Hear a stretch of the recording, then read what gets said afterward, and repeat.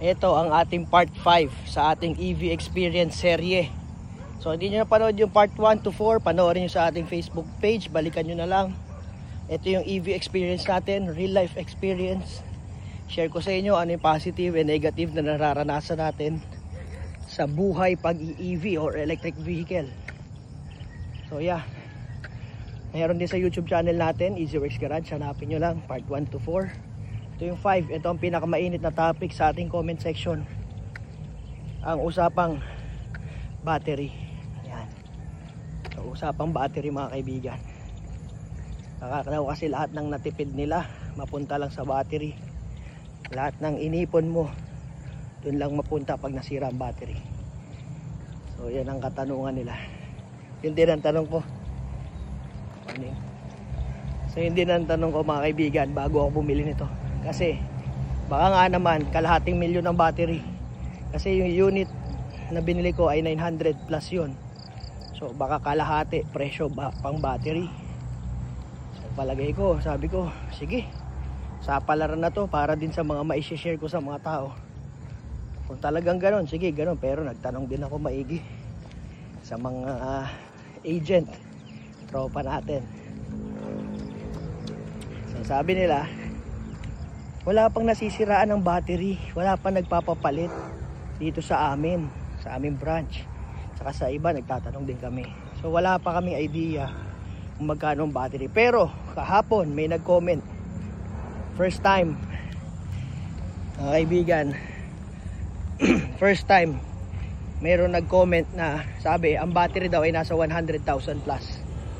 Sabi sa kanya ng kasa nung siya ay magpa first PMS nung kanyang BYD.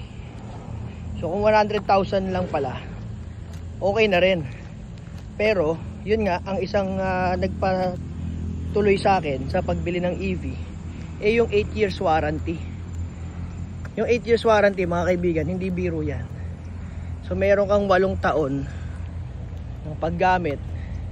Tapos pag nasira sa loob ng 8 taon or 150,000 kilometers, napakatagal na nun mga kaibigan. Imagine sino dito ang may kotse na naka 8 taon na sa kanya straight ng ownership.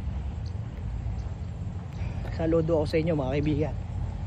Kasi ako wala pa akong kotse na tumagal sa akin 8 taon. 7 taon si Stariray. Pero talagang sawang-sawa ka na talaga sa 7 taon pag lagi mo siyang gamit. Kaya ngayon nandun lang siya sa showroom nagpapahinga. Kasi marami na nagbago sa teknolohiya. Ang dami nang dumating na mga newer models, mas komportable, mas matipid, mas malakas ang power ng makina, mas malamig ang aircon, alam yon. So nagbabago after ilang taon. So shout out sa lahat na naka 8 years mahigit ang sasakyan sa kanila. Meron kayong contentment. Bihirang-bihira sa tao ang may contentment, sa totoo lang. Kasi ako mismo guilty ako dyan. Lagi ako nagpapalit ng model. Kahit wala namang problema binibenta ko kasi alam mo yun, sawa lang. So talagang kailangan ko magpalit para ma-experience ko rin yung iba't ibang klase ng sasakyan. So kasing masubukan yung mga technology sa iba-ibang brand para pag tayo ay tawag dito, may nagpagawa sa ating shop, magagawa natin. So yun, 8 years sa tingin ninyo, kaya ninyo yun, 8 taon.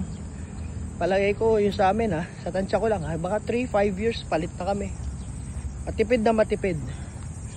150,000 kilometers whichever comes first. Sino sa inyo naka 150,000 kilometers na sa kotse nila na sila lang ang gumamit?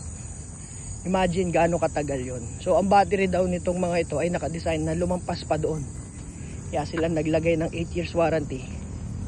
Confident sila na lalampas pa doon. At ito ba isa sinabi ng follower natin, pag 70% na daw yung parang battery life, kasama rin sa battery sa warranty, papalitan na nila pag naka 70% na. Siguro yung mabilis na mag-discharge ganyan. So anong i-worry natin sa battery? Sa totoo lang, wala. Sa akin wala akong worry sa battery. Bakit? Unang-una yung 8 taong warranty. Kung ako magbibigay sa inyo ng ganung warranty halimbawa sa shop, sir, pag binili mo itong spark plug na to, 8 years warranty to. Kahit anong mangyari, 1 taon, 2 taon, 5 taon, 7 taon bumigay yan, papalitan ko yan. So diba makakampante ka rin naman. So yun lang yung ibig ko sabihin mga kaibigan. Hindi natin problemahin yung battery. Maliban na lang may mga delaying tactics sila, tapos hidden charges pag bibili ka ng battery o ipapawarranty mo. Vlog ko rin yun para malaman niyo yung katotohanan. Hindi pala libre tong battery na to, may warranty, tapos magbabayad ka ng 100,000 o kaya kalahating bundle, no? 50,000 participation. So i-vlog ko yun kung mangyari man yun. Okay? Pero sa ngayon, wag muna natin unahan ng mga negativity, kasi pag lagi nauuna yung negativity, wala tayong mauumpisahan. Okay? So positive lang tayo lagi. Sharing is caring. Ito ang part 5. Yung part 6, napakaganda. Ano na experience namin sa Baguio travel. From Calamba to Baguio, ilang beses kami nagpa-charge. Ano nang natigilan namin lugar para mag-charge, saan lang meron, gano'n kakonti ang charging. So yun, abangan nyo yun, part 6 dito sa ating Facebook page at saka sa YouTube channel. Bye bye.